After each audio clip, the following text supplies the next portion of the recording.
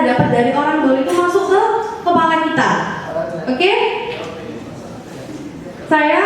Perkenalkan saya sama Sakina sebagai moderator pada pagi hari ini.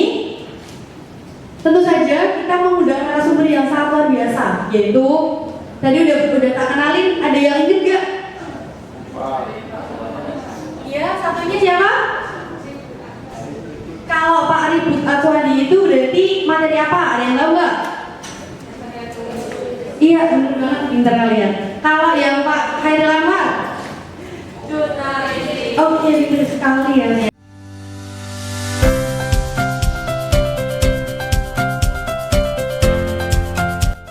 Deruci untuk pertanian yang lebih baik.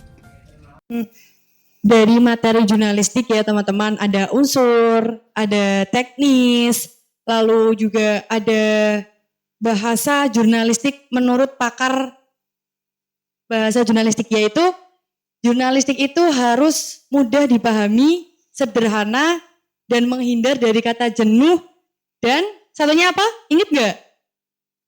Ayo, ada yang mau jawab? Hindari kalimat yang mubazir. Oke, berarti sekarang kita lanjut materi yang kedua, yaitu karya tulis. Kepada Bapak Ribut, saya persilakan. Terima kasih.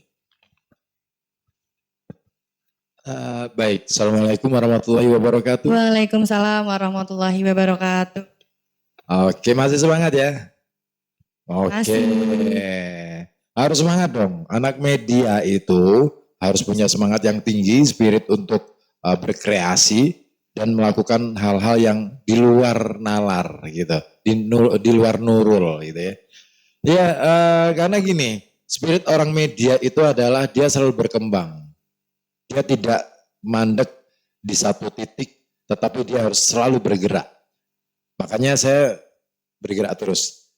Nama sesuai dengan nama. Oh iya, saya sudah nyiapin slide. Semalam saya kirim ke Mbak Putri kayaknya. Pak. Masih dipersiapkan ya. Operator. Nah, sambil mempersiapkan, saya ingin ngajak ngobrol dulu deh sebelum ke materi gitu ya. Nah, teman-teman tuh sebenarnya apa sih ya? Punya ketertarikan nggak sih sama dunia jurnalistik ataupun kepenulisan? Enggak. Why? Anda salah kalau nggak tertarik ke dalam dunia penulisan. Iya, Anda salah. Jadi nggak usah kuliah. Ya, Benar. benar. Salah satu bukti bahwa Anda itu pernah berkuliah, pernah bersekolah adalah punya karya tulisan. Bukan video. Bukan TikTok. Nah, harus punya karya tulisan. Kenapa? Karena itulah yang mendasari bahwa seseorang punya atau menguasai keilmuan. Sebut siapa ulama yang tidak pernah menulis? Gak ada kan? Semua ulama menulis. Dan kitab-kitabnya ribuan tahun bertahan. Iya. Video TikTok berapa hari? Jadi lebih dahsyat mana antara budaya tulis dengan budaya video? Budaya penulis ya. Nah, itu. Saya ingin ngomong itu dulu. Karena hari ini banyak teman-teman yang mungkin nggak sadar bahwa teman-teman ini sudah kuliah tapi lupa bahwa apa sih tugas utama dari seorang mahasiswa, dari seorang scholar, ya kan? Dari seorang cendekiawan. Anda ini kan calon cendekiawan nih. Kalau sudah lulus sarjana, ingat loh, gelar sarjana itu nggak main-main. Bukan untuk cari kerjaan ya, sarjana itu, mau itu SE, mau itu SH, mau apapun itu bukan untuk cari kerjaan. Tetapi itu adalah penghormatan terhadap Anda yang sudah menempuh masa studi, masa belajar. Dan harus dibuktikan dengan penguasaan keilmuan. Kalau Anda tidak pernah menguasai keilmuan dengan dibuktikan karya tulisnya, ya mendingan copot aja deh gelar sarjananya, malu-maluin. Bener, saya aja nggak pernah pakai gelar sarjana, biarpun S2 sih, tapi ijazah saya juga hilang. Ya ini bener loh, ini fakta loh. Dua ijazah saya, S1 dan S2 hilang semuanya. Nggak penting banget buat hidup. Itu saya. Kalian nggak usah tiru. Nah, itu contoh buruk gitu loh.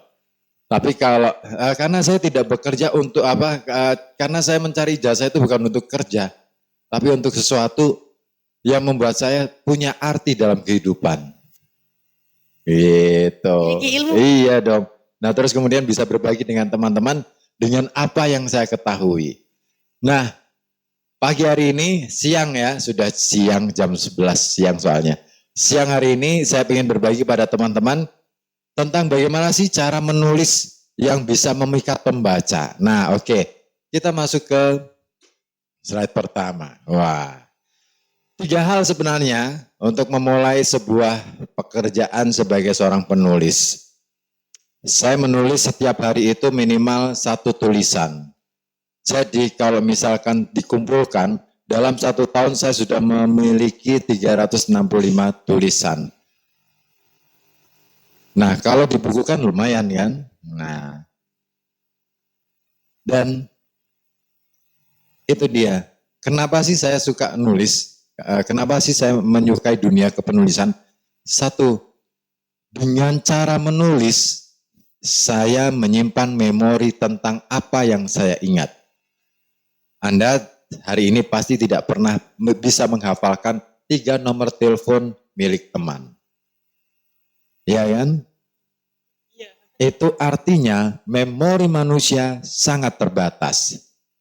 Kenapa bisa terbatas? Karena kita sudah dimanjakan oleh fasilitas. Ya kan? Semakin fasilitas yang kalian dapatkan itu semakin canggih, semakin memanjakan kalian, semakin memanjakan diri kita, semakin kita malas untuk melakukan sesuatu. Hari ini saya yakin tidak banyak orang yang masih bersedia untuk menulis tangan, mencatat setiap peristiwa yang dia alami setiap hari. Ya enggak? Ada yang masih menyimpan atau punya buku harian? Nah, saya masih loh menggunakan, sayang hari ini ketinggalan. Aku paling keder kalau ketinggalan buku catatan harian. HP ketinggalan nggak masalah. Ada telepon bisa nanti. Ada WA bisa nanti. Tapi buku catatan harian ketinggalan itu artinya saya melepaskan satu momen khusus dalam hidup saya. Itu. Dan satu hal. Kekalahan bangsa ini, kenapa kita nggak maju-maju? Ini yang bicara adalah teman saya. Dia dulu pernah mengajar di Jerman, di Perancis juga, di Eropa, berkeliling di Eropa. Ngajar tentang menulis kreatif. Ketemu di Pekalongan sih. Saya berteman baik dengan beliau. Dan menyempatkan diri untuk Pekalongan hanya untuk ngomongin tentang ini aja sih kepada saya waktu itu. Apa coba? Mas Ribut, tolong catat ya bahwa salah satu kelemahan yang membuat bangsa ini nggak pernah maju dari bangsa lain adalah orang kita malas mencatat setiap kejadian yang dia alami. Mencatat kejadian ya, bukan mencatat pelajaran. Nggak penting banget pelajaran dicatat. Iya, kalian kan dulu gitu ya, di sekolah itu kan mencatat apa yang dibicarakan guru gitu kan. Terus mencatat apa yang dimunculkan di slide PPT kalau misalkan kuliah. Itu nggak penting banget menurut saya. Ngapain juga di Google ada. Itu loh, di buku ada. Yang harus dicatat adalah pelajaran apa yang kamu petik dalam kehidupan sehari-hari. Bergurulah pada kenyataan. Dan pers itu, menjadi insan pers itu adalah berguru pada kenyataan gitu loh. Jadi setiap kejadian apapun catat. Itu penting banget. Kenapa? Suatu ketika akan berguna bagi anak cucu kita nanti kelak ketika kita sudah tidak ada barangkali. Itu akan menjadi kenangan, itu akan menjadi ajaran buat anak cucu kita. Kalian kan nggak pernah mikir bagaimana cara mengajari anak nanti. Ya kan, sebagai orang tua, gimana sih caranya mengajarin anak? Nggak bisa hanya sebatas ngasih tahu aja. Catatan itu penting banget. Sementara kita ini sibuk berfoto.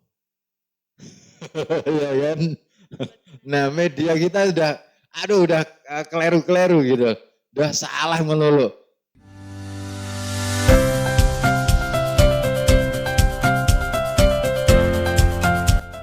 Deruci untuk pertanian yang lebih baik. Karena yang kita andalin foto, terus kemudian kasih caption yang nggak jelas, gitu, terus kemudian dianggap itu sesuatu yang penting. Enggak, bukan itu hidup. Itu. Nah, itulah sekelumit tentang bahwa kalau kita mau menyeriusi dunia kepenulisan, kita harus tahu diri dulu, itu yang paling penting. Tahu diri itu penting banget, tahu diri. Makanya untuk menjadi tahu diri, kita harus belajar dari dia pertanyaan penting yang harus kita pelajari pada diri kita sendiri. Apa sih, seberapa sulit sih menulis untuk kita? Terus kemudian, apa sih yang membuat kita itu kesulitan menulis dan bagaimana cara kita mengatasi kesulitan-kesulitan itu?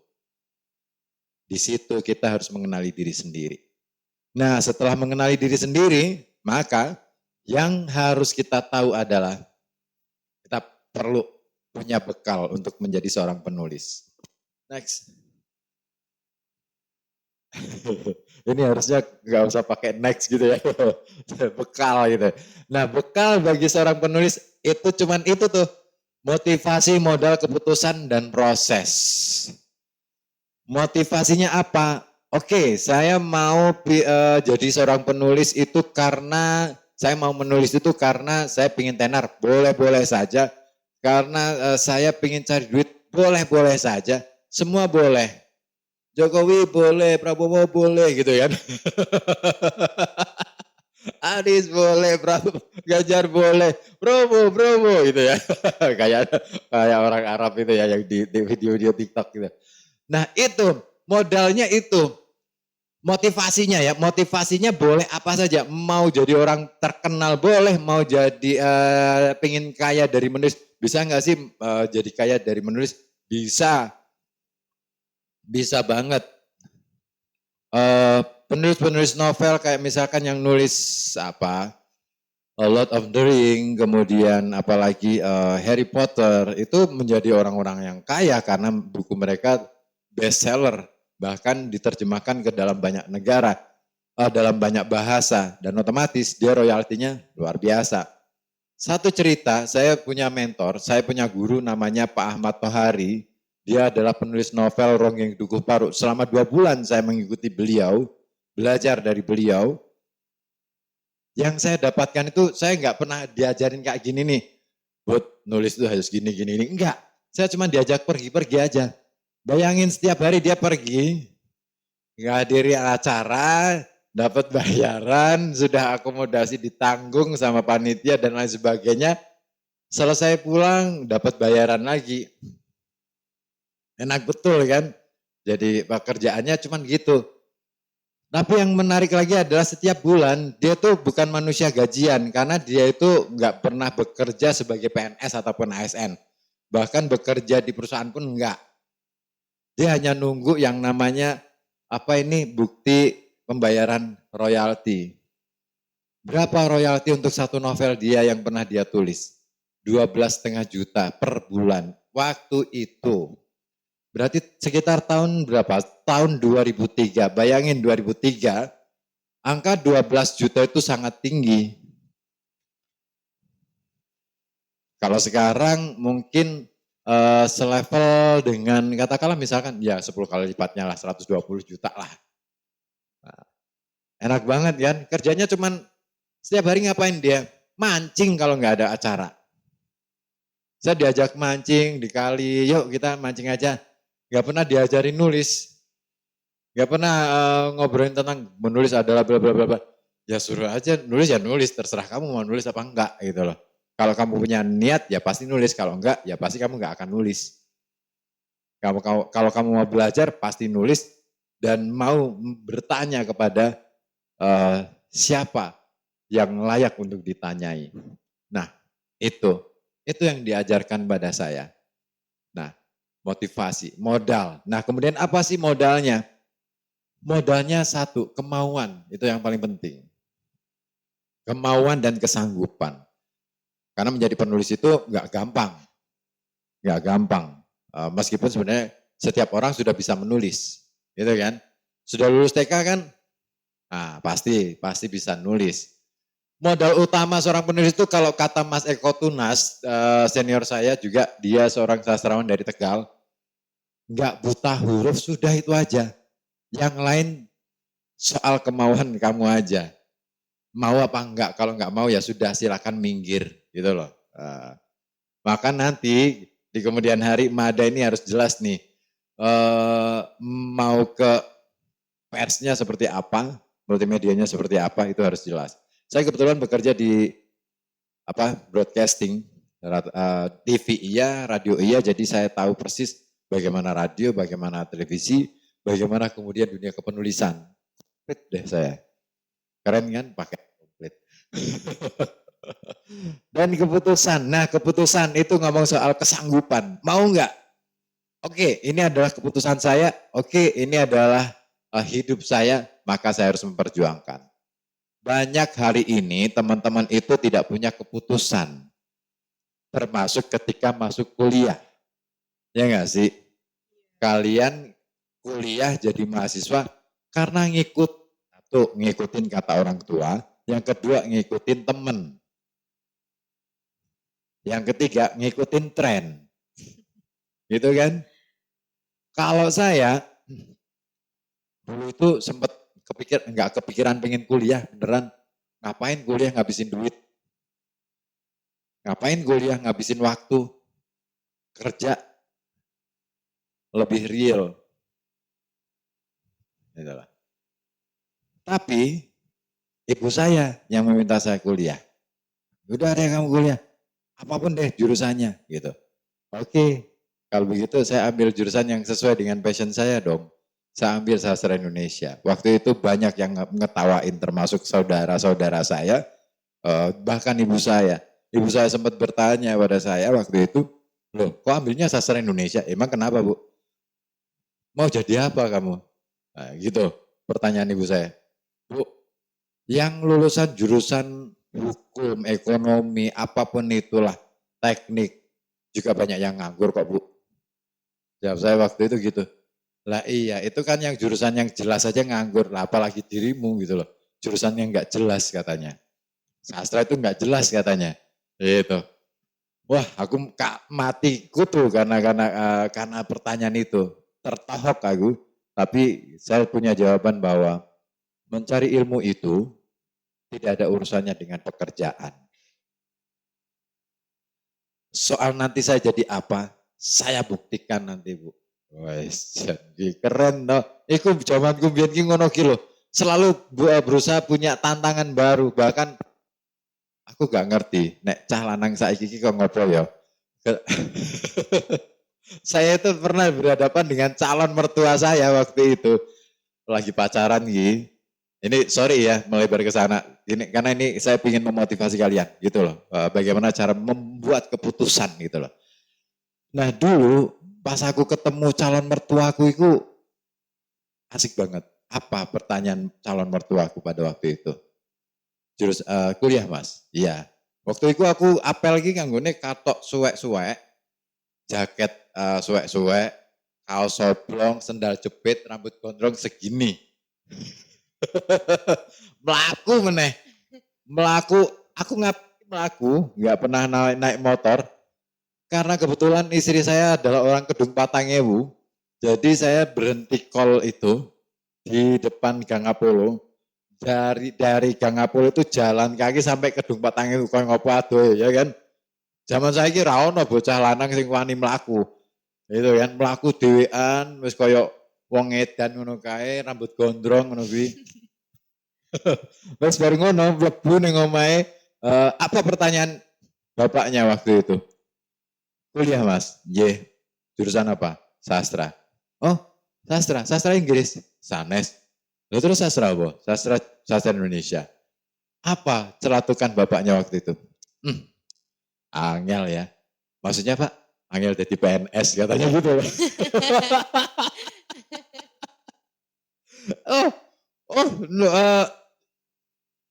itu kan sebenarnya sudah menunjukkan penolakan. Iya. Iya kan, secara halus. Tapi aku nggak menyerah waktu itu.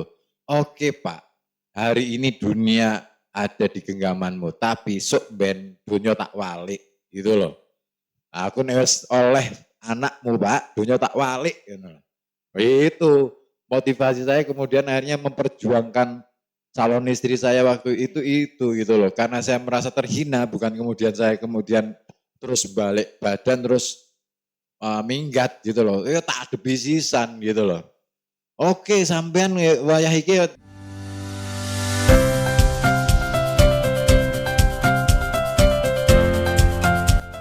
Deruci untuk pertanian yang lebih baik. untuk ngece sok ben, nah sampean bakal kecelik gitu loh. Semua akan kecelik pada waktunya. Iya, dunia yang kita pikirkan hari ini sebenarnya bukan. Gitu loh. Itu motivasi saya. Dan itulah yang saya selalu punya keputusan-keputusan. Termasuk keputusan saya yang terakhir adalah saya keluar dari kampus. Semua kampus saya keluar. Gak mau ngajar gitu loh. Gak asik. Lebih asik nulis ya Pak ya? Lebih asik di jalan gitu loh. Tantangannya seru gitu loh. Oke, jadi manusia gajian boleh, tapi jangan sampai membuat kalian terpenjara oleh pekerjaan gitu loh. Nah, maka menulis adalah jawaban untuk saya merasa merdeka dalam menjalani kehidupan. Oke, proses. Nah, bagaimana cara kita memproses? Ada caranya. Next. Nah, kita mulai berproses. Sorry ya, karena kondisi tenggorokan ini kering, terus kemudian ini agak meler gitu. Kayaknya mulai ada sedikit-sedikit tanda-tanda flu gitu. Nah, ini dia. Untuk memulai sebuah tulisan yang harus kita lakukan terlebih dahulu adalah kita cukup mengetahui apa yang mau kita tulis. Nah, kenapa sih kita harus cukup saja, nggak tahu banget gitu kan, tapi cukup tahu.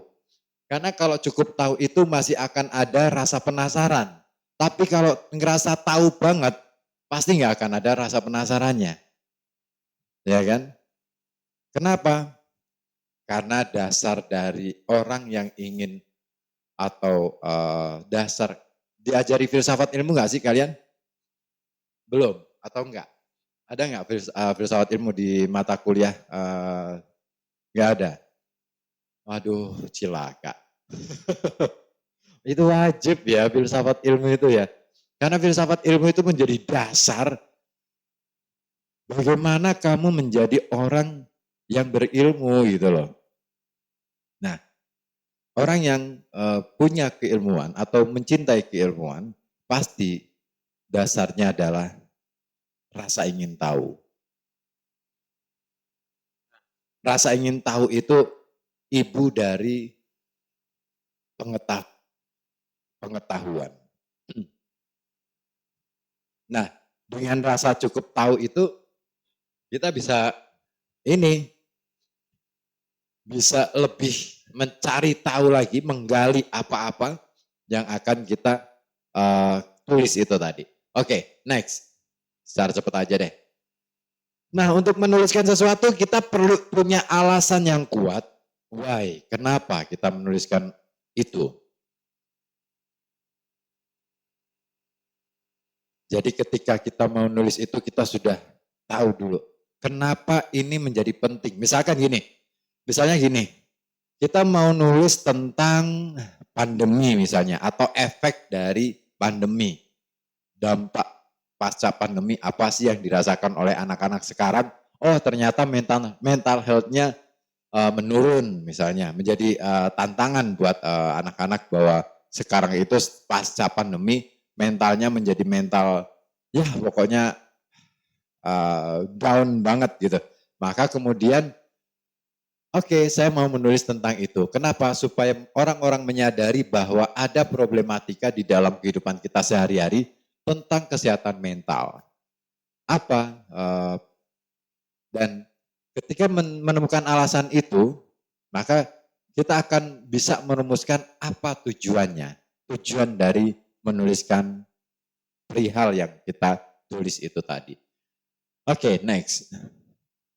Nah, nyambung kan bahwa alasan dan tujuan. Alasan itu ngomongin soal sebab, penyebabnya, tapi tujuan itu ngomongin tentang apa yang ingin dicapai dari tulisan yang kita buat. Nah, kalau tadi kita sudah ngomong tentang, oh ternyata masalahnya adalah ini. Terus tujuannya apa? Menyadarkan masyarakat tentang pentingnya kesehatan mental, misalnya. Seperti itu. Next. Oke. Nah, ketika kita menulis, kita harus tahu dulu siapa pembaca yang mau kita sasar. Bedakan menulis untuk anak-anak, menulis untuk remaja, menulis untuk orang dewasa, menulis untuk kaum terpelajar seperti kalian, dengan menulis untuk orang-orang yang awam. Nah, itu harus ada pembedaan antara kelompok-kelompok masyarakat ini. Bahasanya pun berbeda. Makanya skripsi nggak mungkin bisa dibaca oleh seorang tukang becak. Ya nggak sih? Apalagi tukang becaknya nggak sekolah. Mumet mau skripsi. Wong sing mahasiswa wae kadang-kala mumet tok mau skripsi. Iya nggak sih? Pernah nonton skripsi nggak? Pernah kan? Kalau di sini masih ada skripsi. Masih pakai skripsi. Masih ya? Atau minimal pernah baca jurnal enggak? Jurnal ilmiah? Pernah? Bingung enggak baca jurnal ilmiah? Mudeng enggak? Banyak enggaknya. Ya kan, banyak enggaknya. Karena bahasanya ini, aku dulu ini sering banget mengkritik, kenapa sih bahasa jurnal itu bikin pusing orang, enggak bikin malah tercerahkan, tapi malah bikin, iki ngomong apa dong ini, gitu loh. Pengennya miso-miso nih maca jurnal, yakin asli.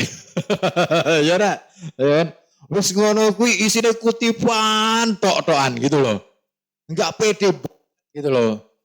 Itu para penulis-penulis di jurnal-jurnal tuh kalau terlalu banyak kutipan tuh aku malah menyangsikan jangan-jangan dia tuh enggak pede menulis. Jangan-jangan dia punya pengetahuan yang sangat cetek gitu loh.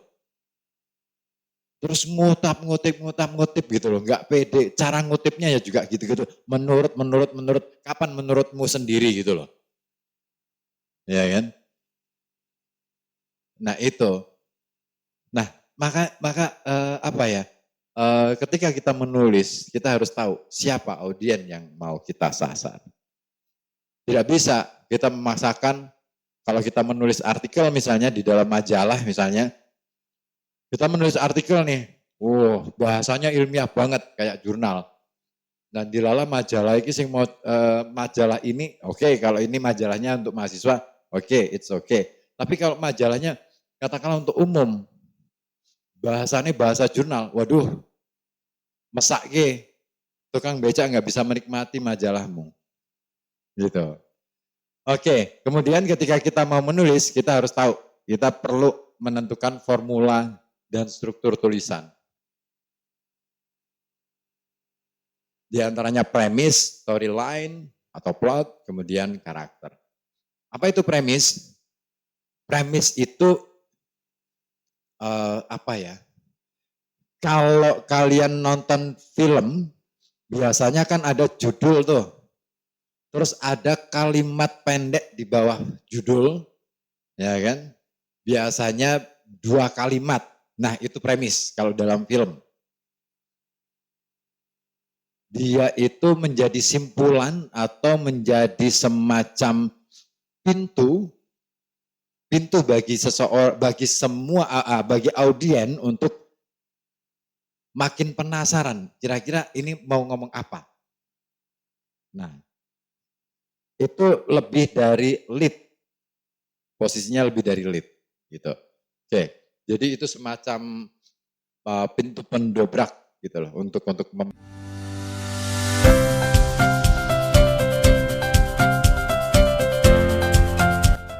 Deruci untuk pertanian yang lebih baik. memasuki tulisan.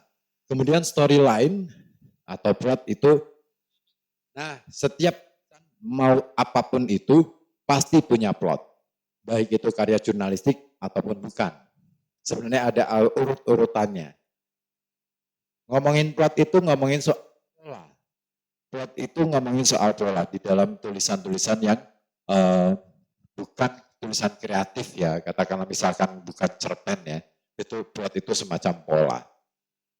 Nah, kemudian karakter. Kalau di dalam penulisan kreatif, misalnya cerpen, itu karakter penting banget. Lalu bagaimana kalau karya jurnalistik? Perlu nggak sih ada karakter? Ada, itu nanti. Yuk, next. Nah, ini penting banget.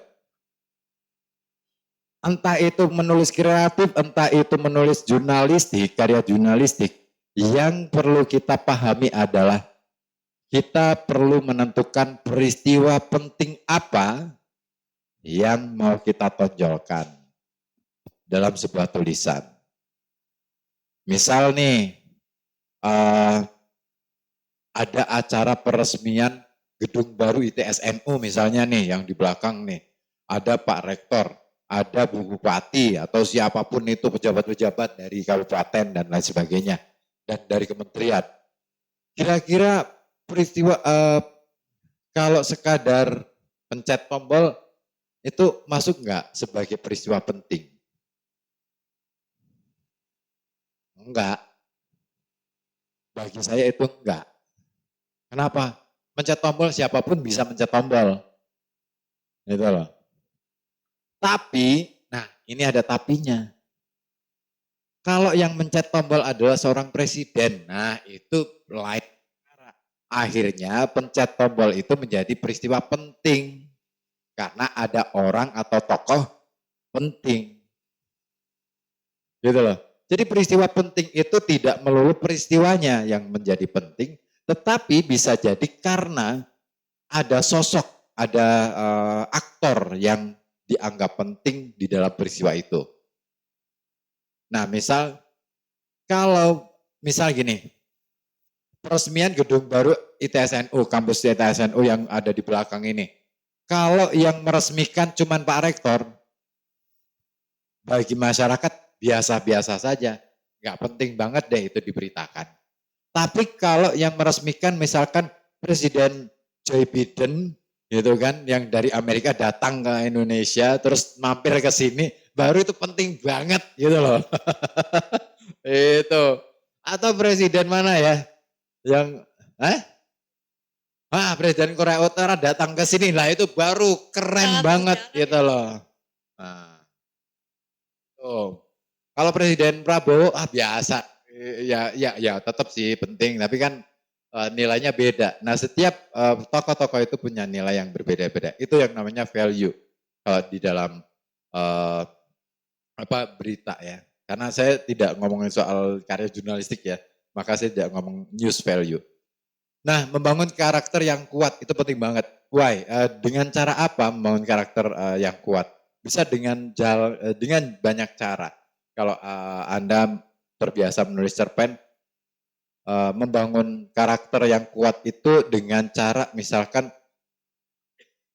menuliskan tentang kebiasaan-kebiasaan tokoh, cara dia berdialog, kata-kata yang selalu dia munculkan, itu apa saja khasnya. Setiap tokoh itu harus ada pembeda antara satu dengan yang lain, kebiasaannya, kesukaannya, terus dia hidup di lingkungan yang bagaimana, itu akan membangun karakter yang kuat di dalam sebuah tulisan kreatif. Katakanlah misalkan cerpen. Sama ketika Anda bikin film. Itu juga begitu. Skenario film juga begitu. Untuk membuat, penting banget untuk membuat semacam tokoh, karakter yang kuat itu perlu ditonjolkan. Apa sih yang membuat dia itu karakternya kuat? Bisa karena settingnya, bisa karena proper dia kenakan, juga bisa dengan actingnya. Nah itu semua harus tertulis di dalam skenario film. Nah dialog-dialog yang kuat, ini penting banget. Nah kalau dalam skenario film, penting banget dialog yang kuat. Apa dialog yang kuat? Dialog yang kuat itu sekali diucap, itu langsung nancep ke dalam otak pembaca atau otak penonton kalau misalkan teman-teman yang di film. Jangan bikin dialog-dialog itu yang misalnya ini. Ki paning di, aku paning kene, Pak Melu po. Serak penting banget bagian itu. Kalau saya jadi sutradara dalam sebuah film, tak cut bagian itu. Wes mangan durung, wes, kowe mangan apa? Lontong nganggo apa? Soto. Soto apa? As. Wah, rak penting banget. Kowe memperpanjang durasi iya, tapi itu enggak efektif karena itu enggak ada hubungannya dengan cerita. Gitu loh. Itu loh, kan sering kan kalau kalian nulis cerpen atau misalkan bikin skenario film kan gitu. Ya kan? Neng tike mes, Pak neng di mes nah. Pak Mrene. Lah terus wah, nek ning oke ning konten TikTok enggak masalah, tapi untuk film dengan durasi tertentu itu enggak efektif banget. Bikin dialog itu yang memang punya esensi. Misalkan ada satu dialog yang menarik yang sangat saya masih ingat dalam film Sultan Agung, keren banget, yang garapannya Hanung Bramantyo. Bahwa penyerangan ke Batavia bukan untuk hari ini, tetapi ratusan tahun ke depan, itu keren banget itu. Apalagi diucapkan dengan emosi yang tepat banget. Makanya aktor itu memang ya sebenarnya bukan aktor doang sih ya. Sutradara itu ya kudu bisa jadi aktor dhisik sebenarnya. Kalau sutradara itu belum bisa jadi aktor, dobol asli. Kuwi tukang kongkon nek kuwi arane. Iya, gue tukang paido nek kuwi jenenge. Syarat utama untuk menjadi ini sedikit cerita. Pemain ketoprak itu untuk sampai ke atas panggung main ketoprak itu ada prosesnya loh. Dari mulai apa coba? Dari mulai ngelukis geber. Terus kemudian tukang gulung geber. Terus kemudian tukang ngusung-ngusung dhisik, tukang natake panggung. Setelah itu tahap berikutnya dia natake gamelan. Terus setelah itu dia mulai main gamelan dari mulai ada banyak alat kan, dari mulai A, B, C sampai posisi tertinggi dalam gamelan adalah kendang. Setelah main kendang, baru dia mulai main di atas panggung. Apa? Sebagai tokoh-tokoh figuran kalau dalam istilah film, tokoh-tokoh ekstras. Sekali lewat, paling kok dijotosin, kok berem, sampai kemudian akhirnya dia sampai ke posisi sebagai aktor utama. Setelah aktor utama, kemudian dia naik jabatan jadi penulis, sebelum penulis naskah adalah dalangnya dulu. Setelah dalangnya baru penulis naskah. Sampai segitunya proses-proses semacam itu. Disitulah proses pendidikan. Kalian kan nggak pernah mengalami yang seperti itu. Ya kan? Pengennya langsung naik ke atas panggung, terkenal, selesai. Ya kan? Mainlah TikTok gitu ya. Oke. Nah, kita perlu menentukan capaian. Apa itu capaian? Setidaknya ada yang istilahnya orang yang kemudian merespon terhadap tulisan yang kita bikin itu adalah semacam capaian. Respon dari pembaca itu penting banget. Apapun responnya ya, baik itu mau dia mengkritik ataupun mau memuji. Tapi kalau saya sepakat tulisan itu harus dikritik. Tulisan itu harus dikritik. Kenapa? Kalau nggak dikritik, kita gederat, kita akan ngerasa, oh saya sudah selesai. Enggak ada proses. Sama seperti film. Film itu harus dikritik. Kalau film nggak pernah dikritik, pasti deh kualitasnya akan semakin menurun di produksi-produksi berikutnya. Itu. Oke. Nah, kendalikan cerita. Nah, ini penting banget. Apa sih maksudnya kendalikan cerita itu? Ketika kita menulis, seringkali kita mengalami yang namanya ngeblank gitu kan di tengah jalan. Atau misalkan pada saat kita nulis itu susah berhenti. Nah, kita perlu mengendalikan itu. Nah, bagaimana cara mengendalikannya? Yaitu tadi, kita sudah menentukan storyline atau plot, atau kalau dalam tulisan-tulisan artikel misalnya, itu adalah kerangka tulis.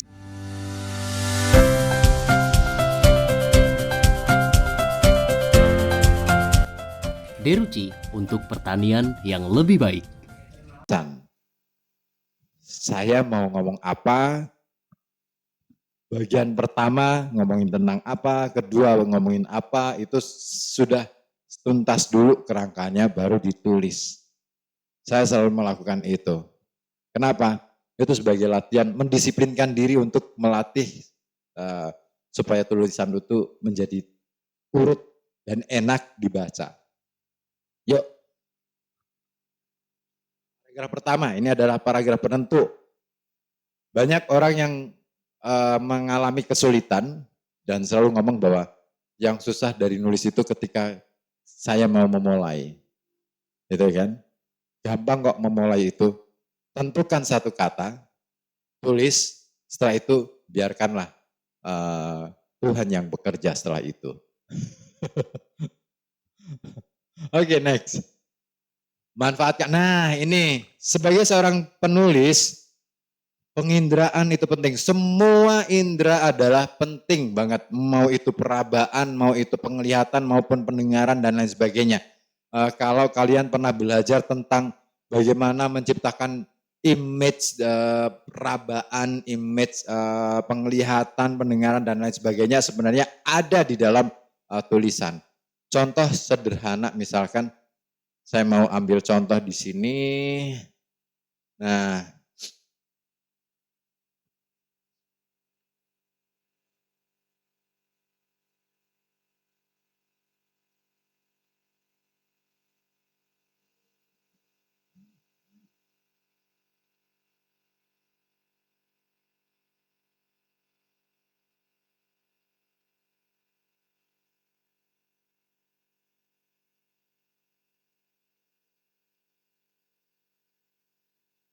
saya menduga di majalah ini miskin imajinasi deh.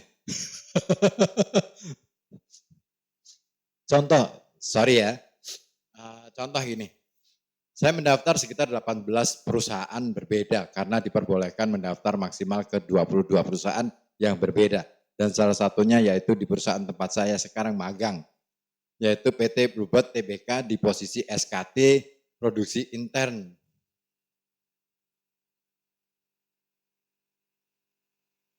Penting nggak diketahui orang? Mana yang bisa dibayangkan? Tulisan yang baik itu adalah tulisan yang bisa dibayangkan, bisa diimajinasikan. Misal,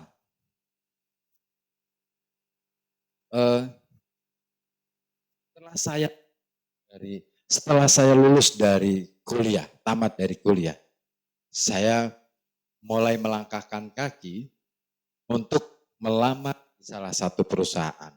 Das, melangkahkan kaki, dek, bayangan ini kan iso dibayangke, ya kan, untuk melamar pekerjaan. Tidak hanya itu, saya juga harus melangkahkan kaki lagi. Saya juga harus melaju ke sejumlah perusahaan lain sebanyak sampai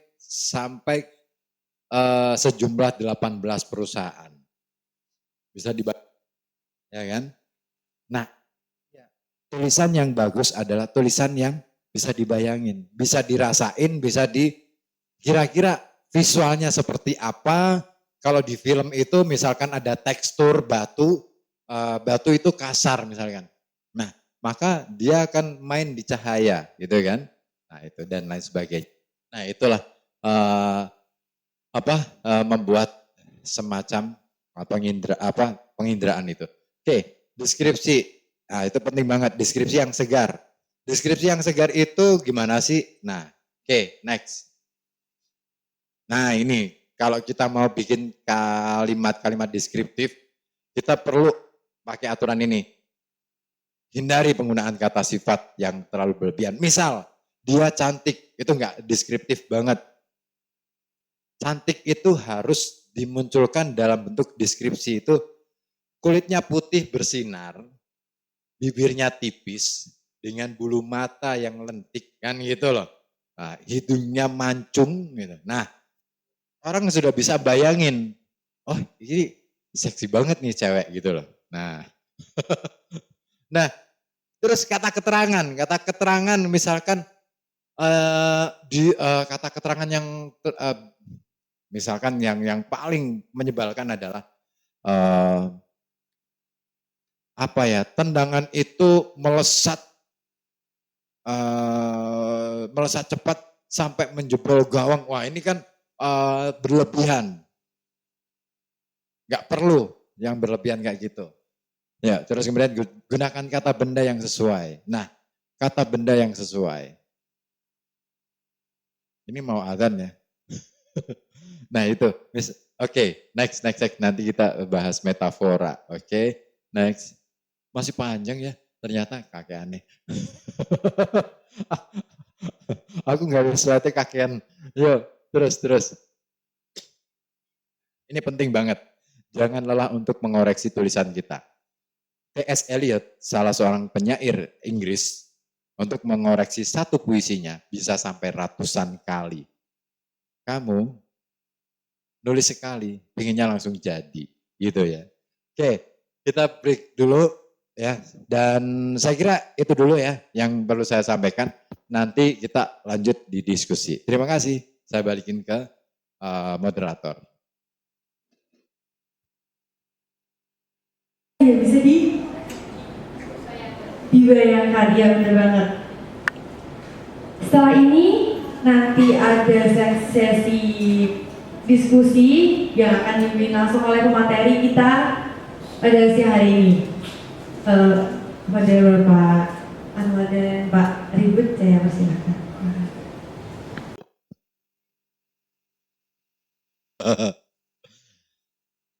Ya Dani beneran. Gak usah takut untuk bertanya. Oh ya, orang yang berilmu itu salah satu tandanya adalah dia selalu bertanya. Kalau nggak pernah punya pertanyaan, maka sebenarnya saya meragukan Anda benar belajar atau tidak. Masya Allah. Mungkin dari saya ya Pak, ada pertanyaan. Saya punya pertanyaan Pak. Mungkin dari saya pertanyaannya, kalau semisal orang yang tadinya itu nggak suka menulis, tapi ada niatan ingin menulis, itu kan mesti mereka seperti baru awam mereka ingin menulis. Itu caranya ada trik nggak Pak untuk kita mengimajinasikan kalimat-kalimat yang akan dituangkan untuk ditulis? Mungkin seperti itu Pak. Terima kasih. Sebagai pemula ya. Iya Pak. Nulis aja, nggak usah mikir yang aneh-aneh. Nggak usah dirangkai-rangkai ya Pak? Yang penting itu setelah menulis ya, jangan lupa untuk belajar kepada katakanlah bagaimanapun caranya ya, pokoknya cari cara yang terbaik, yang termudah itu untuk menemukan apa ya istilahnya. Oh gini ternyata menulis yang baik. Nah syarat menjadi seorang penulis sebenarnya simple. Bohong kalau seseorang menulis sekali, baru sekali langsung bagus. Nonsense. Nggak ada penulis yang baru nulis langsung jadi langsung bagus. Sama, nggak ada orang yang bikin film, baru sekali bikin film langsung bagus. Nonsense. Bullshit banget. Nggak ada itu. Nggak ada orang baru belajar naik sepeda langsung bisa naik sepeda kan? Iya bener banget. Iya kan? Sama. Yang bikin persoalan itu adalah kita males apa enggak, itu aja sih. Kita punya mental apa enggak, itu aja sih. Itu tok sebenarnya, berani apa enggak. Kalau berani ayo tabrak, kalau enggak ya sudah mundur. Iya. Gitu loh. Sama ketika saya tadi mencontohin gimana caranya saya mendapatkan jodoh saya waktu itu. Ya tabrak-tabrak aja. Aku nggak peduli keluarganya mau kaya, mau terpandang. Dan kita beda kasta terserah. Gitu loh. Yang terpenting saya memperjuangkan apa yang menjadi hak saya. Wih, iya dong. Cie. Itu penting banget. Jadi itu, jadi gak usah mikir yang aneh-aneh dulu. Kalau bagi para pemula, ya belajarlah mulai menulis terus sambil pelan-pelan. Kemudian jangan lupa sebelum juga ya bukan sebelum ya, tapi untuk diikuti juga ya istilahnya. Kalau kita mau menulis, belajar menulis itu harus rajin juga membaca. Penting banget itu membaca. Kenapa pentingnya membaca? Penting membaca karena dengan membaca kita bisa memperkaya kosakata dan lain sebagainya. Gaya penulisan juga kita akan diperkaya dari situ. Saya SMP itu sudah mulai.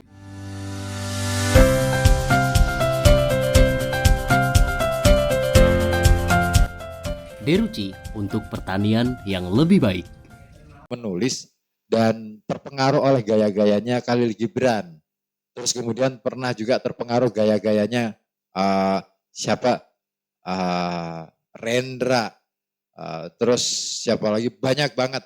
Tapi kemudian lambat laun niru dulu nggak apa-apa. Tapi kalau sudah punya gaya sendiri itu lebih enak. Gitu. Nggak apa-apa. Makanya baca itu penting banget. Selain untuk menghindari plagiasi ya, tapi membaca itu memperkaya pengetahuan kita, kosakata kita. Baca apa saja, nggak harus buku sastra, nggak harus buku apa. Saya sekalipun orang sastra, saya baca loh buku-buku sains. Iya, buku-buku matematika juga saya baca. Sejarah angka nol itu saya baca. Keren kan? Dari mana angka nol itu berasal, terus kemudian bagaimana kemudian akhirnya dikukuhkan sebagai angka gitu. Gitu ya. Aku nggak yakin nih teman-teman hobi baca. Sedikit menambah ya. Berdasarkan pengalaman saya sendiri ya. Dulu awal mula suka nulis itu ya dari keinginan kita, keinginan saya sendiri. Jadi menulis bagi pemula itu adalah tulis aja apa yang kita sukai. Dunia yang kita sukai, itu penting. Karena kalau kita menulis di luar hal yang kita suka, maka akan sulit. Ya, mantap. Dimulai dulu dari hal-hal yang kita sukai. Misalnya kita suka dunia apa? Saya dulu suka sepak bola. Atau jangan teman-teman suka hal-hal di luar itu misalnya. Nah, pertama saya nulis itu berkaitan dengan hal-hal yang saya suka. Kalau saya suka sepak bola, maka saya coba nulis tentang sepak bola gitu. Dulu saat pertama saya nulis ya, atau beberapa tahun belakangannya atau yang beberapa tahun atau 5 tahun yang lalu, saya nulis tentang Maradona Pak, itu Pak ya, yang Maradona dan kemudian dikaitkan dengan penyanyi Abi Mengesti gitu. Lagunya Pangeran Dangdut itu. Ya. Itu saya tulis. Kemudian saya kirim ke Pak Ribut. Pak Ribut mengoreksi dan hasilnya beda dengan tulisan saya gitu. Jadi selain kita nulis hal-hal yang kita sukai ya, kita juga perlu mentor gitu ya. Perlu mentor ataupun orang yang kita percaya itu bisa memberikan edukasi tentang dunia menulis ya. Itu. Nah, dari menulis yang kita sukai, nanti kita lama-lama akan terbiasa dengan hal itu, dan kita akan menemukan jenis tulisan apa sih yang cocok dengan kita gitu. Dan alhamdulillah selama saya proses dalam dia menulis, saya cocok di misalnya opini, kemudian berita dan karya ilmiah, 3 itu. Saya merasa cocok di itu. Dan saya tidak cocok di dunia sastra, kayak cerpen gitu, cerpen atau fiksi ya, yang tulisan fiksi itu saya tidak cocok. Ya, saya lebih cocok di berita, ya tulisan berita, opini sama yang apa itu ilmiah, ya karya ilmiah. Jadi dimulai aja dulu ya menulis tanpa harus memperhatikan kualitas ya. Yang penting kita mulai mencoba dulu, berani mencoba. Nah, nanti kualitas itu akan muncul belakangan. Ya. Kualitas itu bisa kita tingkatkan. Yang penting keberanian kita atau keinginan kita dulu ya, ada motivasi kuat untuk menulis. Dulu saya nulis ya nulis saja, saya nggak mikir bayaran, nggak mikir dapat apa, saya nulis saja, nulis untuk menuangkan ilmu saya selama kuliah ya misalnya, atau menulis tentang pengalaman-pengalaman aja, pengalaman pribadi, misalnya dengan punya pengalaman, misalnya di PHP-in misalnya pacar ya, atau disakiti oleh mantan misalnya ya tulis saja, nanti kan lambat laun akan berkembang. Nanti benar selain menulis juga harus banyak-banyak membaca gitu ya. Kalau Pak Ribu tadi adalah pengidola penulis-penulis sastra ya, fiksi gitu ya. Saya lebih ke penulis-penulis kontemporer atau modern ya. Saya mengidolai Kalis Mardiasih, ada Iqbal Al-Jidaryono, itu gaya-gaya penulisan yang kemudian saya tiru, saya coba menirukan meskipun belum sempurna gitu.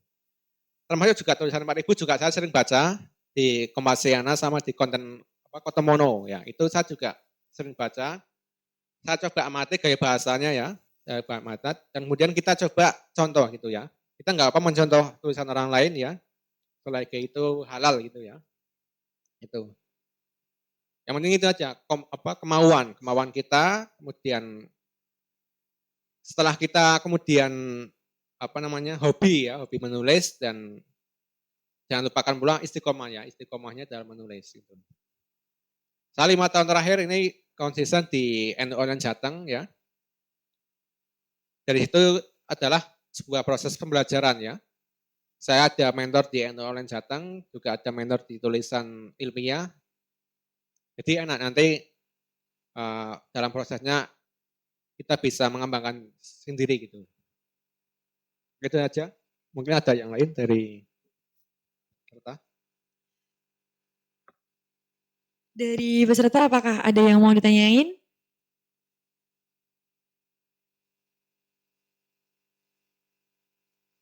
Oh, ada Pak, yang dari belakang.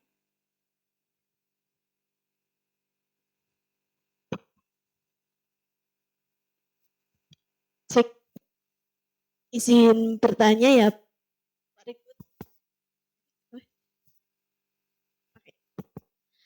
Ini Pak, kan kayak melanjutkan tadi sebagai generasi pemula nih jurnalis, itu tuh kan kita menghadapi tantangan dalam era digital ini, kayak kita itu lebih sering pegang HP 24 jam daripada kita pegang buku dan pulpen. Nah itu tuh kayak kita itu karya tulis yang kita ciptakan itu kan biasanya di HP, nanti di Wattpad gitu kan.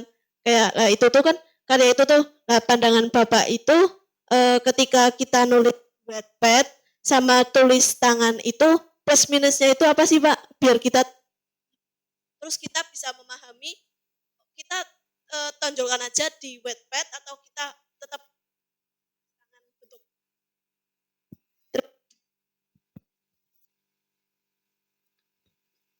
Saya tanggapi langsung ya. Beda antara nulis tangan dengan nulis dengan alat-alat digital gitu ya. Beda kesannya. Saya tetap nulis pakai laptop, ya ngetik namanya. Wattpad yang sesekali pakai, tapi aku nggak pernah publish di sana. Nah, yang menjadi beda adalah tingkat kecermatan. Dulu, nah teman-teman dulu pernah diajari nulis aksara Latin enggak? Zaman SD. Huruf Latin itu sampai kelas berapa? Kelas 3. Ah, berarti kalian melewatkan masa-masa indah. Saya itu diajari nulis Latin itu zaman SD sampai kelas 6 SD. Itu ada fungsinya ternyata. Apa? Dan itu ada urusannya dengan ada hubungannya dengan karakter. Menulis Latin itu butuh ketelitian, butuh yang namanya kehalusan gitu, kehalusan bahkan kehati-hatian, sehingga itu akan menimbulkan atau merangsang kecerdasan emosional sekaligus. Kalau teman-teman hari ini itu kan sudah pakai gadget gitu.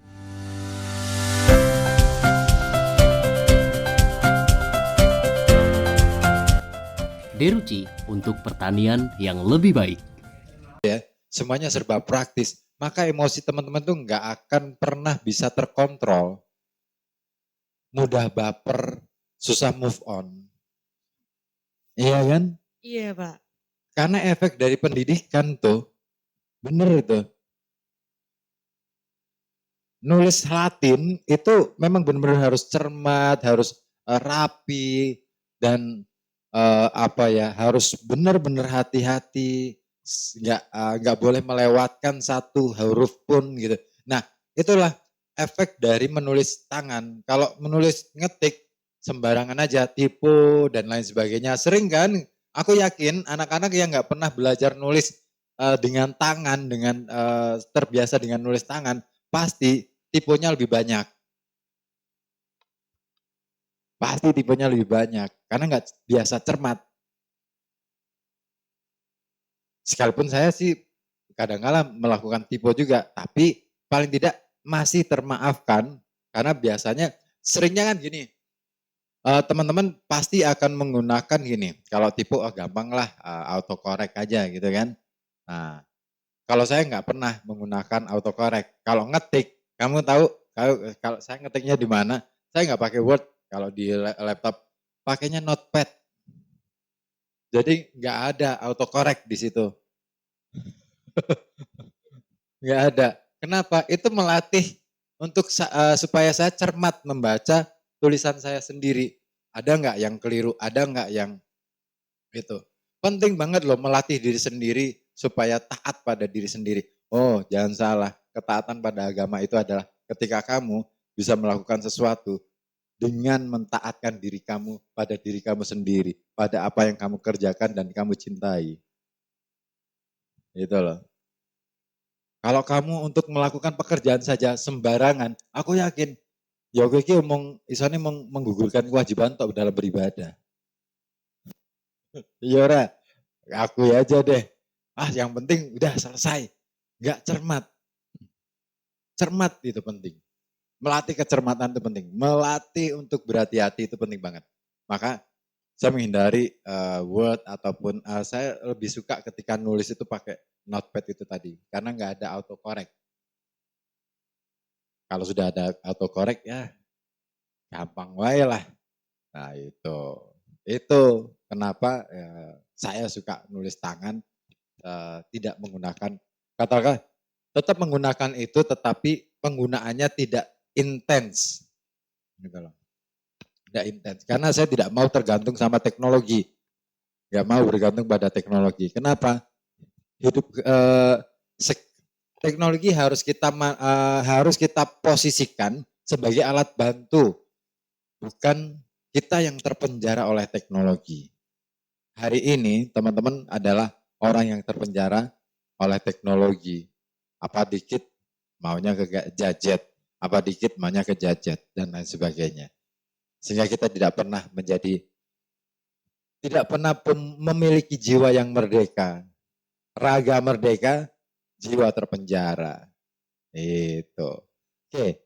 Mungkin Mas Anwar ada yang bisa ditambahin.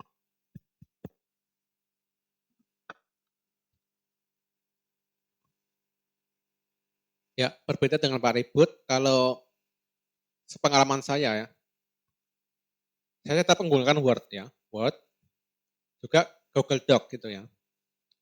Pertama saya nulis biasanya di Word ya, di Word. Kemudian setelah tulisan itu jadi, saya salin ke Google Doc.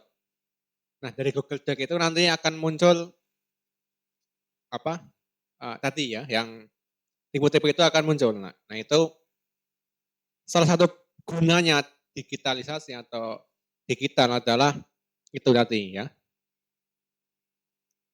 Saya bisa pakai Word, kemudian pakai Google Doc ya.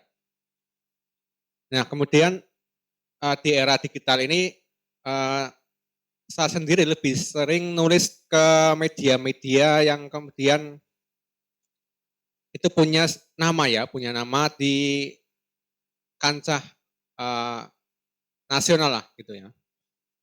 Mungkin kalau Pak Ribut masih sering nulis di koran ya, ngirim cerpen di koran ya gitu ya, ngirim tulisan di koran, tapi saya lebih suka ke dunia ini, dunia ke digital ya. Nah bedanya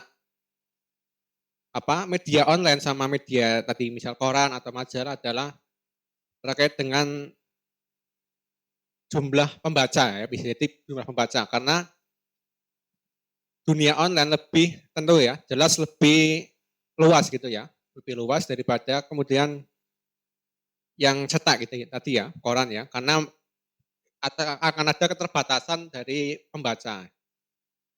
Kalau koran itu hanya akan diminati oleh yang beli koran aja, yang beli koran sama orang-orang tertentu. Tapi kalau yang dunia online ada kemungkinan jumlah pembaca lebih tinggi, ya, lebih tinggi daripada jumlah pembaca yang di koran.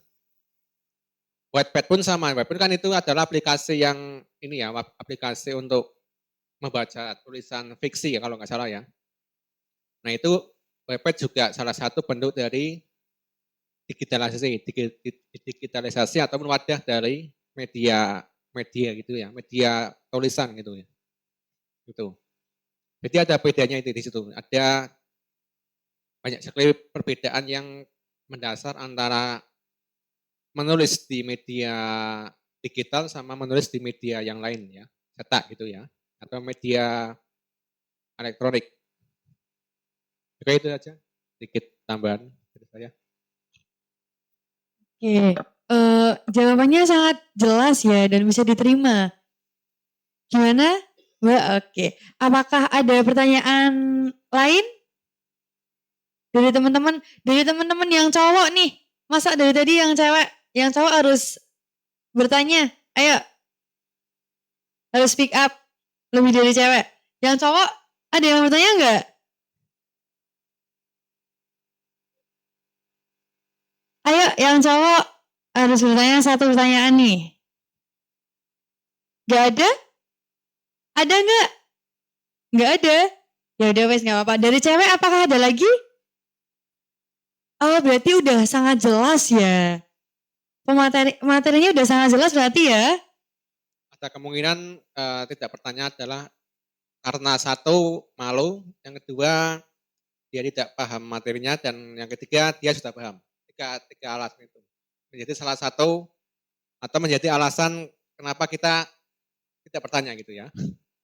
Barangkali salah satunya adalah Malu ataupun atau udah paham ya Pak ya. Oh berarti positif thinking aja ya Pak. Mungkin mereka udah paham. udah paham semua ternyata.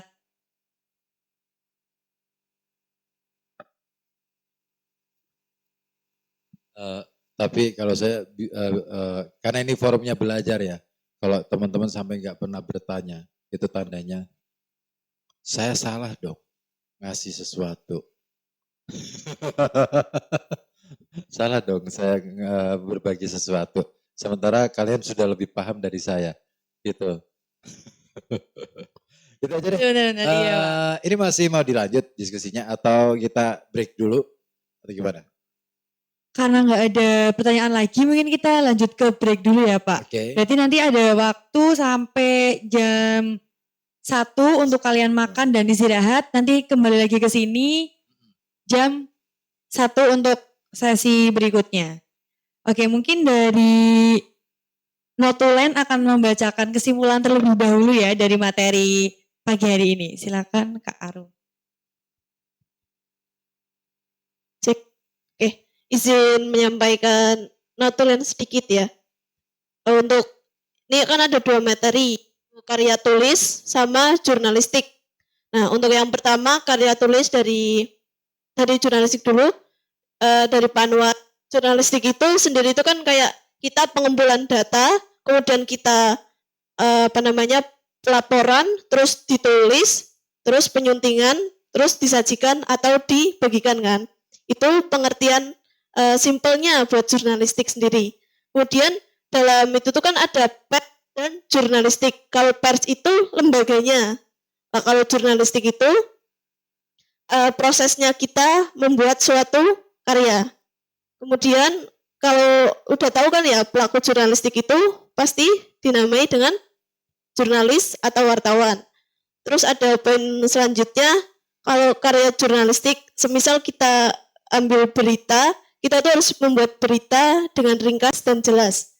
Dan kemudian kita ambil tekniknya itu apa? Teknik reportase. Berarti kita harus wawancara narasumber, kemudian kita mau membuat jurnalistiknya bentuk cetak. Berarti kayak majalah atau koran. Nah, kemudian notulen dari karya tulis dari Pak Ribut sendiri, kita itu harus 4 poin bekal kita buat jadi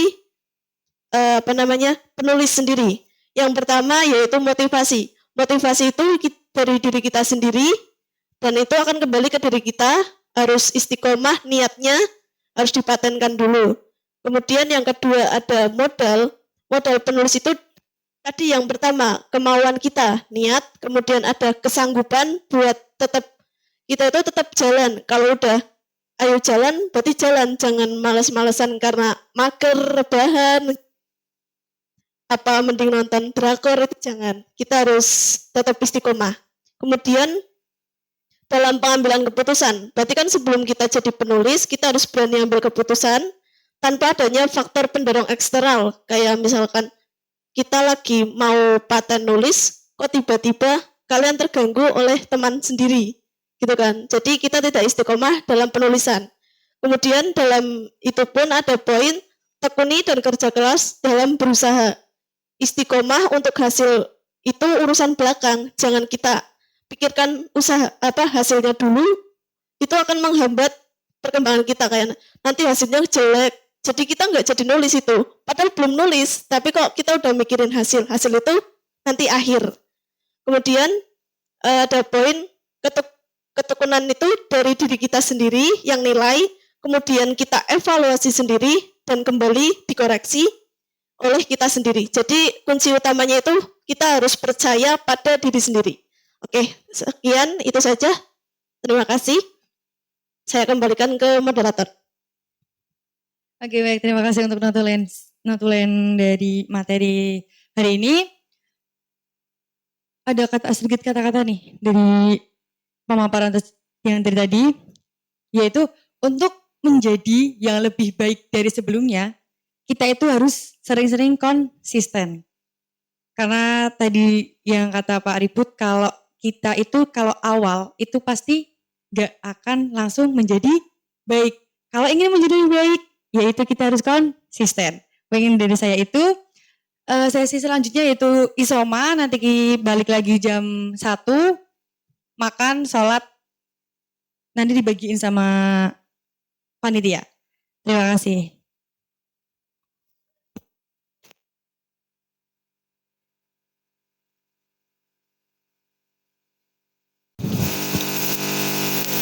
Nanti aja nggak apa-apa, foto dulu aja.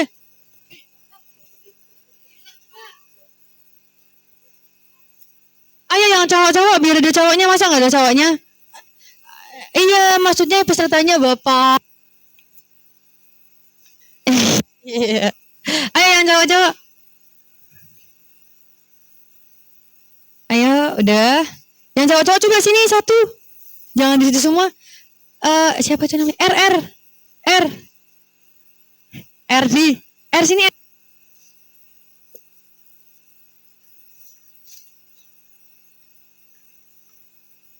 Udah.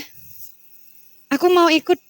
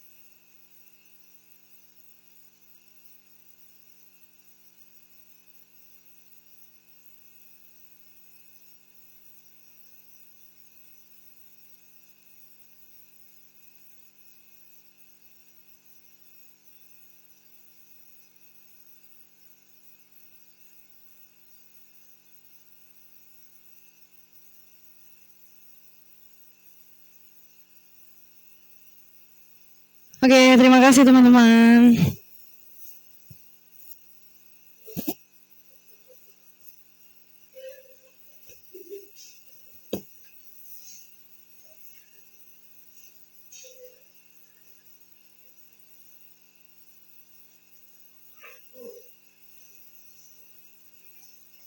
Supaya lebih efektif ya. Nanti kita bikin grup aja. Jadi nanti tugas itu dikumpulkan di dalam grup gitu kan. Nanti saya kasih iya. review untuk masing-masing tugas. Sebenarnya karena kita sedang belajar ya. Belajar itu kan sebenarnya sepanjang hayat. Artinya tidak terbatasi oleh ruang dan waktu. Nah makanya saya minta nanti dibikinin grup, saya dimasukkan di sana. Nanti katakanlah misalkan ada kawan-kawan yang mau tanya-tanya atau diskusi, bisa itu dilaksanakan di situ. Dengan kata lain, saya siap menjadi pendamping kalian untuk apa ya istilahnya, pembimbing bayangan gitu ya. Pembina bayangan. Oke. Nah, tadi sudah keliling dan ketemu dengan orang-orang. Nah, gini teman-teman, saya ingin ngasih ini aja deh, motivasi aja buat teman-teman. Sebenarnya bekerja di media itu sangat memberi peluang kita untuk lebih berkembang lebih cepat daripada bekerja di bidang lain. Why? Kenapa?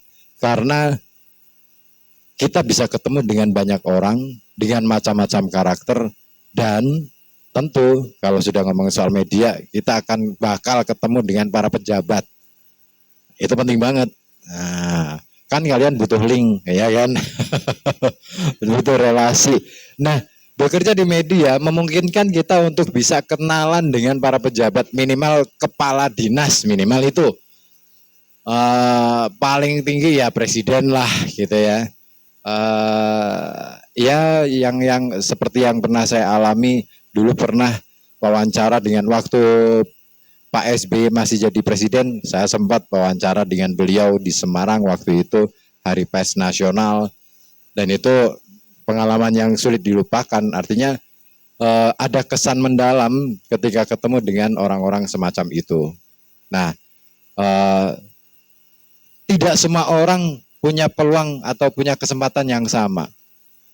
Kita bisa nonton Jokowi, Pak Presiden Jokowi, di YouTube, di TikTok dan lain sebagainya, tetapi ketemu langsung bertatapan terus kemudian menyapa dan bertanya, itu bukan hal yang bisa dilakukan oleh sembarang orang. Kalau teman-teman bisa bekerja di media, peluang itu ada, gitu loh. Ya ini bukan iming-iming, tetapi paling tidak itu akan memotivasi teman-teman untuk punya, oh iya kalau begitu aku coba deh menyeriusi bidang ini. Ya memang sih mungkin bagi sebagian orang lah mau ketemu tok emang apa istimewanya.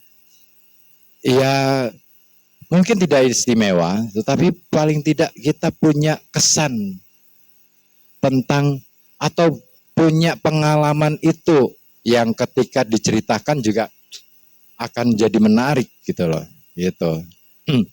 Terus jangan lupa ketika kita bekerja di media,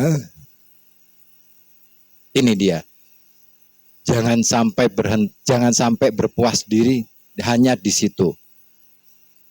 Puncak dari pekerjaan sebagai pekerja media adalah menjadi penulis.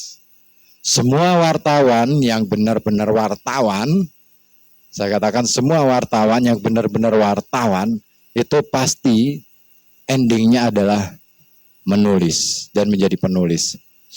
Contoh,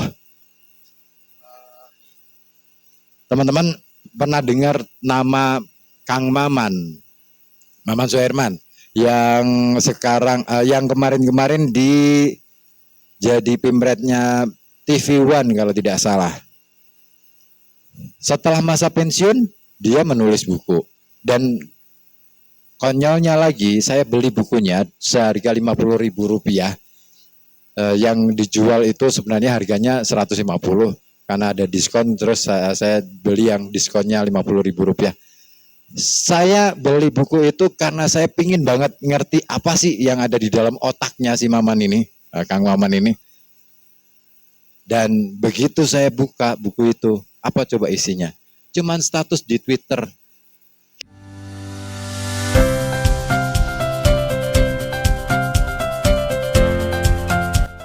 Deruci untuk pertanian yang lebih baik. Gila kan? Ya itulah, penulis bisa aja nulis hanya dari dasarnya adalah Twitter, cuitan di Twitter atau status di IG dan lain sebagainya. Boleh-boleh aja, sah-sah saja. Dan ketika kalian sudah punya nama, buku mau itu bermutu atau enggak, mau itu punya kualitas atau enggak, berkualitas atau enggak, tetap harganya bisa mahal. Karena yang dijual adalah nama. Anda punya kesempatan, dengan kata lain bekerja di media itu Anda punya kesempatan untuk membranding diri. Penting banget membranding diri. Kan kalau anak-anak sekarang itu kan selalu bicara tentang branding diri gitu kan. Nah, media bekerja di media adalah peluang Anda untuk bisa membranding diri. Gitu. Saya masih menulis beberapa novel yang belum selesai, tetapi harapan saya dengan saat nanti selesai saya tulis, ya semoga aja itu bisa jadi bestseller minimal di lokal, nggak masalah. Tapi paling tidak itu akan semakin memperkuat branding saya sebagai seorang penulis. Itu. Kalau nulis puisi sudah beberapa karya saya sudah muncul dan terbukukan, dan yang lebih penting lagi sebenarnya, satu buku itu jangan sampai membuat kita puas. Ketika kita berhasil membuat satu buku, menerbitkan satu buku, jangan jangan sampai merasa puas bahwa itu adalah yang terbaik. Terus berkarya, terus berproses, terus belajar. Sorry ya, ini agak terus berproses sampai pada akhirnya kamu menemukan siapa diri kamu sesungguhnya. Karena belajar, kehidupan ini adalah tempat paling enak untuk kita belajar. Tidak ada orang yang mencapai pada titik-titik tertentu, tetapi orang itu selalu berproses untuk menuju pada tujuan akhir, yaitu terminalnya apa sih? Pada saat kamu sudah selesai dan menemukan dirimu sendiri, maka terminal akhirnya adalah kita akan menuju pada kehidupan yang berikutnya yang lebih baik.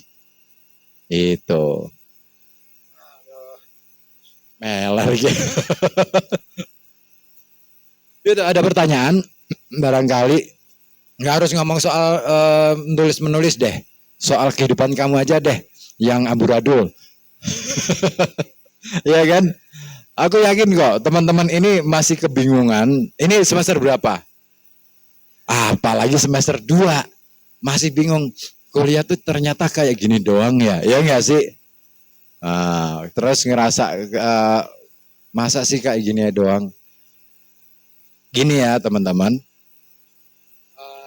Ketika teman-teman sudah mulai memasuki masa mahasiswa, itu berbeda dengan saat Anda masih sebagai pelajar di SMA ataupun SMP dan sebagainya. Di perkuliahan, teman-teman atau kawan-kawan itu harus bisa berinisiatif untuk belajar. Guru atau dosen di kampus itu tidak sama dengan guru di sekolah. Kalau guru di sekolah itu jejeli terus gitu kan. Kalau dosen di kampus mereka hanya sebagai fasilitator. Artinya apa? Mereka akan menjadi jembatan media untuk bisa mempertemukan apa yang Anda pikirkan dengan yang semestinya dipikirkan. Maka sering-seringlah berkonsultasi, sering-seringlah diskusi, sering-seringlah bertanya kepada mereka. Saya waktu kuliah dulu, kalau masuk kelas itu, ya cukup dengerin dosen, ngoceh gitu kan. Tapi, saya akan memanfaatkan waktu semaksimal mungkin pada saat mereka bercengkerama di kantin. Kalau mereka sudah di kantin, saya akan deketin mereka, terus kita ngobrol, diskusi, ngalor ngidul tentang apa saja. Termasuk ngobrolin soal buku dan lain sebagainya. Dan itu akhirnya saya mendapatkan banyak pengetahuan lebih dari teman-teman lain yang sesama mahasiswa. Dari situlah saya akhirnya bisa berkembang dan bertumbuh seperti yang sekarang. Loh, nek meh jujur-jujuran, saya dulu orangnya pemalu. Nggak pinter ngomong seperti yang sekarang, nggak berani tampil di depan, nggak pedean, kalau ngomong suka bingung. Sekarang begitu saya menemukan menemukan sesuatu yang saya cari gitu, itu yang membuat saya akhirnya bisa berkembang sampai ya sekarang ini, gitu. Makanya manfaatkan peluang. Ciptakan peluang-peluang ketika kalian belajar di sini. Jangan sampai sia-siakan dosen-dosen kalian. Bikin mereka sibuk dengan pertanyaan-pertanyaan. Dosen juga perlu dipancing untuk berpikir. Karena kadangkala manusia itu malas berpikir. Iya kan? Itu. Sayang saya nggak ngajar di sini ya. Kalau saya ngajar di sini pasti rame nih. Ya semoga aja. Enggak, saya biasanya dilamar soalnya. Enggak, saya biasanya dilamar. Benar, pekerjaan saya pertama saya dilamar sama Radio Trijaya Network Semarang. Itu radionya MNC, grup MNC TV gitu kan. Terus kemudian pekerjaan yang kedua di RKB saya juga dilamar. Pekerjaan di Unikal iya sih saya ngelamar, tapi sebenarnya sudah jelas gitu loh. Sudah jelas keterima, tapi saya tolak pada waktu itu. Keren kan? Ini ada cerita nih, ini cerita aja ya. Jadi daripada kalian ngantuk ngomongin soal menulis, ya kan bullshit banget gitu ya. Nah, ada satu fase ketika saya menolak pekerjaan. Keren loh. Jarang orang menolak pekerjaan, ya kan? Rata-rata mengharap dapat pekerjaan. Saya menolak. Waktu itu saya lolos sampai tes wawancara di Unikal. Terus yang ngadepin saya ini kan pejabat-pejabat Unikal semua nih. Dari yayasan sampai rektorat, sampai fakultas, dekan-dekan. Nah, ada pertanyaan menarik dari mereka bahwa ternyata mereka kan sudah tahu bahwa saya itu waktu itu masih bekerja di RKB, Radio Kota Batik. Nah, pada saat itu Pak Rektor nanya, Mas bisa nggak? Waktunya kami minta 100% di Unikal. Saya jawab, nggak bisa Pak, saya baru bisa 50-50. Gimana? Wah, kami nggak bisa. Ya udah gini aja deh. Di RKB digaji berapa? Wih, kan keren nih. Orang kalau sudah ditanya kayak gitu kan pasti, wah berarti bakal digaji lebih nih. Jangan salah, itu jebakan. Ini ya, itu ngomongin strategi. Strategi dalam hal bernegosiasi. Saya katakan, Bapak kalau Bapak menanyakan soal gaji, salah, keliru menanyakan pada saya. Kenapa? Saya ini hanya penerima manfaat gaji. Yang tahu persis berapa besar gaji saya adalah pimpinan saya, karena beliau yang menentukan. Jadi silakan Bapak menghubungi pimpinan saya untuk menanyakan berapa saya digaji. Itu jawaban cerdas. Nah, oke deh, kalau gitu gini misalnya kami gaji lebih besar dari yang dikasih oleh RKB, gimana? Maaf Bapak, tawanan saya tetap sama, 50-50. Saya berikan waktu saya ke RKB dan saya berikan waktu saya untuk Unikal. Gimana? Ya kami nggak bisa, kami harus 100%. Ya sudah, kalau memang tidak bisa, jangan dipaksa Pak. Saya mundur dari pencalonan dosen. Loh, nggak sayang Mas? Jadi dosen tuh keren loh, bla bla bla bla bla bla. Ini bukan soal keren apa nggak keren. Lebih keren mana ketika saya, ibarat kata, mampir ke rumah Bapak, saya sedang disuguh enak-enak nih, baru keluar tehnya, terus kemudian ada teman saya ngampirin ke rumah Bapak, terus ngajak saya main. Terus saya nyelonong aja, tanpa permisi, tanpa menghabiskan, atau tanpa mencicipi satu pun yang sudah disuguhkan.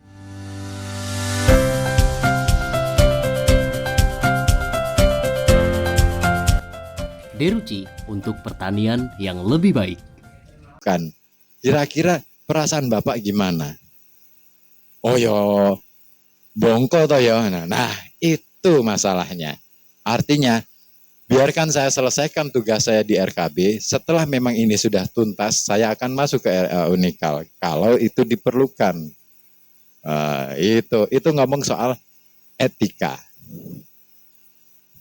Kita perlu mengorbankan sesuatu yang katakanlah mungkin dalam bayangan kita itu lebih keren demi menjaga perasaan orang.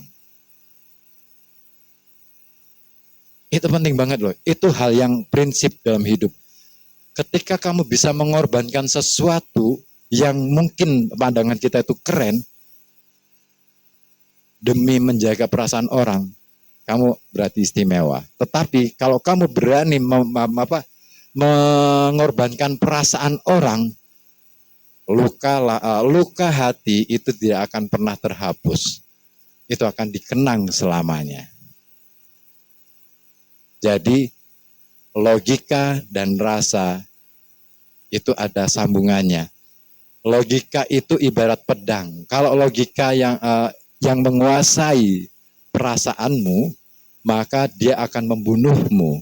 Tetapi kalau rasa itu yang menguasai logika, kamu bisa mengendalikan logikamu, maka insya Allah kamu akan lebih selamat daripada celaka. Gitu. Simple. Dan pada akhirnya tetap saya tolak penawaran itu. Saya akhirnya mundur dari pencalonan dosen. Terus ketika saya mau keluar dari ruangan itu, masih mau buka pintu, Pak Rektor Unikal manggil lagi, Mas, sebentar, kalau misalkan kami minta Anda bantu kami untuk ngajar, saya cegat, Bapak, urusan ini selesaikan dulu, urusan itu nanti setelah saya keluar dari ruangan ini. Artinya apa? Selesaikan masalah satu persatu. Jangan tumpuk masalah menjadi dan kalau kita cenderung menumpuk-numpuk masalah, itu akan membuat kita tidak akan bisa menyelesaikan secara lebih baik. Berpikirlah lebih jernih dalam memilih apa yang baik untuk kita. Gitu. Saya kira itu. yang bisa saya sampaikan. Kalau misalkan ada salah-salah kata dan lain sebagainya, mohon dimaafkan. Tetapi saya salut dengan semangat teman-teman yang dari pagi sampai sore masih bisa bertahan. Keren. Kalian adalah orang istimewa. Tunjukkan keistimewaan kalian di kemudian hari. Saya menunggu karya teman-teman dan saya menunggu ITSNU ini akan bersinar. Terima kasih. Assalamualaikum warahmatullahi wabarakatuh. Oke, beri tepuk tangan pada narasumber kita hari ini. Oke. Luar biasa sekali ya, beliau ini sudah banyak pengalaman, tidak pelit ilmu, jadi bisa ditiru nih. Oke, dari workshop kali ini saya punya insight baru nih. Dari beliau tadi disampaikan bahwa bekerja di media itu bisa mempermudah kita dalam membranding diri. Jadi kalian itu yang hadir di sini tidak salah, tidak ada ruginya. Kalian dapat ilmu baru dari orang yang sangat hebat, orang yang sudah banyak pengalamannya, ya. Jadi sangat-sangat manfaat sekali ilmu yang kalian dapatkan di sini. Baiklah, pemaparan materi dan diskusi kita hari ini sudah selesai. Terima kasih kepada Bapak Ribut Ahwandi atas ketersediaannya meluangkan waktu untuk berbagi ilmu pengalaman kepada teman-teman pada hari ini. Oke. Semoga ilmu yang telah disampaikan Bapak Ribut Ahwandi bisa bermanfaat untuk kita semua dan bisa kita implementasikan dengan baik. Apalagi kalian juga terjun di mada media yang emang basic ya, literally terjun di dunia media dan juga jurnalistik. Oke, jadi semoga ilmu yang beliau sampaikan bisa bermanfaat dengan baik. Ya, betul Mbak Safna? Betul banget teman-teman. Kalian di sini tuh nggak bakal rugi karena yang tadi pepatah saya awal katakan bahwa kalau kalian mau ketemu orang baru itu kosongkan dulu gelasmu. Jadi kosongkan dulu semua pengetahuan ilmu yang kalian tahu biar materi dari Pak Anwar dan Pak Ribut itu masuk ke pikiran kalian, ke gelas kalian. Jadi kalian nggak bakal rugi datang ke sini dari pagi sampai sore. Mungkin dari kita cukup sekian ya Kak. Ya, cukup. Terima kasih. Oke, terima kasih atas atensi dan partisipasinya kepada teman-teman semua. Terima kasih sudah mau bertahan sampai sekarang. Iya.